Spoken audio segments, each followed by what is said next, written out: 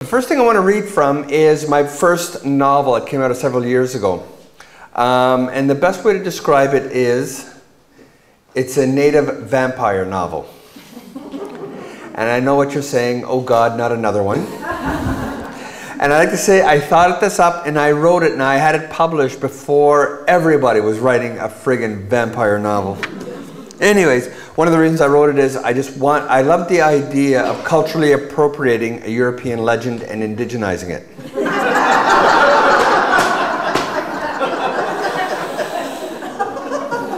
So this is it. It's called The Night Wanderer, a native Gothic novel.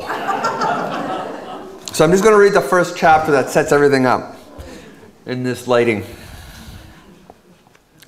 Pink, purple, some red, and a dash of green. The man had seen them flicker and dance above the horizon in more than a dozen countries during his infinite wanderings. Many of those countries no longer existed or had changed in name and form, as had he. But this time, somewhere over the North Atlantic, the northern lights seemed to be beckoning him home. He sat on the north side of the plain, next to the isle, as he had insisted. As luck would have it, he had the road to himself, offering him an uninterrupted view of the window, through the window of the Aurora Borealis, as white people called them. The Ojibwe called them Wawate, and according to legend, they are the torches of great fishermen who light the night sky as they spear fish. It was a good sign, and the man believed in good signs. There had been somebody, a small woman with an Irish lilt to her voice, seated against the window when they first took off. Her name was Irene Donovan, but once the plane was up in the air, beginning its journey to North America, the woman had relocated several rows back. It had been Irene's plan to relax and enjoy the flight. She had not seen the movie and was looking forward to it, had no qualms about airplane food, and was hoping to nap and wake up just before landing. She loved going to Canada to visit her daughter. But something about her seatmate disturbed her mood. The man in the aisle seemed dark. That was the word for it. It was like there was an ominous storm inside him. It wasn't just his skin. And where could he be from, she wondered. The Middle East? Could he be a terrorist? Maybe he was Spanish or Central American. They were dark too. Egyptian, possibly. But more than anything, it was the feeling of loneliness, or more accurately, the sense of emotional detachment that reached across the armrest between them. Being a good Irish woman, she stood with one foot firmly planted in the traditions of the Catholic Church, and the other foot rooted in more superstitious grounds. Her family had long told stories about people who had such strong auras that they could practically overpower you. Irene, who had always felt a public disdain for such beliefs, now began to wonder if there was any truth to them. Moments before, she'd been cheerful and optimistic about this flight.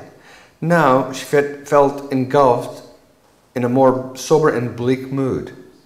And it seemed to be coming from the man seated next to her, blocking her only way to the aisle. She tried to ignore the feeling, but the feeling simply wouldn't ignore her.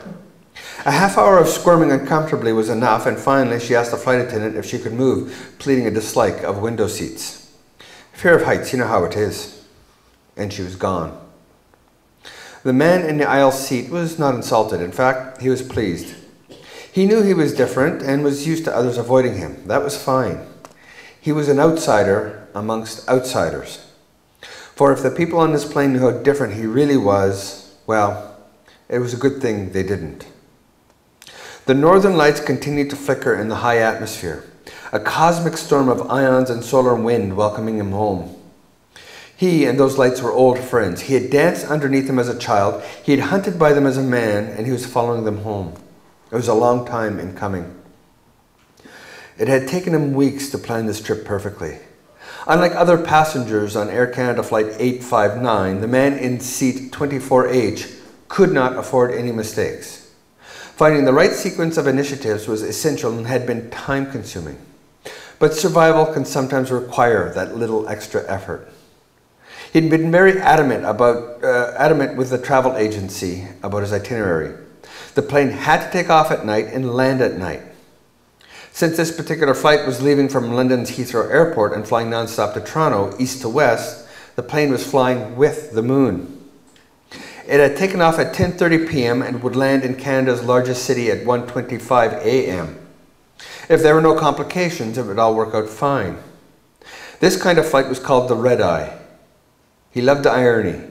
Again, it was a good sign. And should there be a problem, a delay, a forced landing, or something of that matter, he'd been very specific in his seat request. In case the sun did greet this great metal bird, the man had taken what precautions he could. His seat was on the northern side of the plane, away from the south-facing windows where the sun would flood in.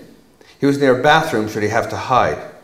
He had chosen to travel in the fall when the sun was sluggish and showing itself. The man was nervous, but he had prepared as best he could. Now it was out of his hands. Now it was up to the pilot, the plane, and the creator. His journey had started in Ireland. Not that long ago, he had stood on its western coast near an area called Erris Head, the closest part of the country to North America. There, on a sheer limestone cliff buffeted by bitter gale-force winds, he looked across the vast blue water. It was a cold and damp night on that precipice, but he didn't feel the elements. He was lost in thought. Somewhere, several thousand miles west, was a place he had once called home. It had birthed him, nurtured him as a child and a young man. But he had turned his back on it so long ago, angry at what the fates had done to him, ashamed at what he'd become.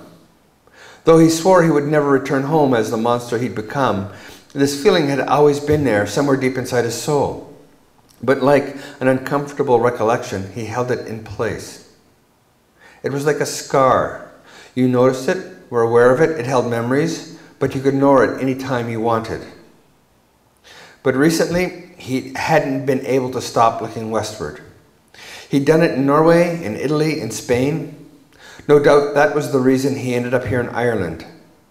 Legend has it St. Brendan, an Irish adventurer, had journeyed some 1,500 years ago across a forbidding water and spent a decade in that far-off land. The man had read the stories of St. Brendan. He had all the time in the world to read. St. Brendan told of islands of ice, of mountains that spit fire, and of strange people who populated distant lands where he administered the words of God. This man's people, if the stories were true. It was there, on a windswept jut of Ireland's coast, that he made his decision. Looking towards that distant soil was eating away at him. He did not want to spend eternity gazing after the setting moon. It made him uneasy. It was time to deal with the past. And one thing he was sure of, no matter how long ago the past occurred, it colored the present and influenced the future. And there was so much more future. There was always so much future. No one knew that more than him. It was too cloudy to see the northern lights, but he knew they were up there somewhere, flickering and dancing. Perhaps, he had hoped, they would light the way home for him. And, as if requested, they did.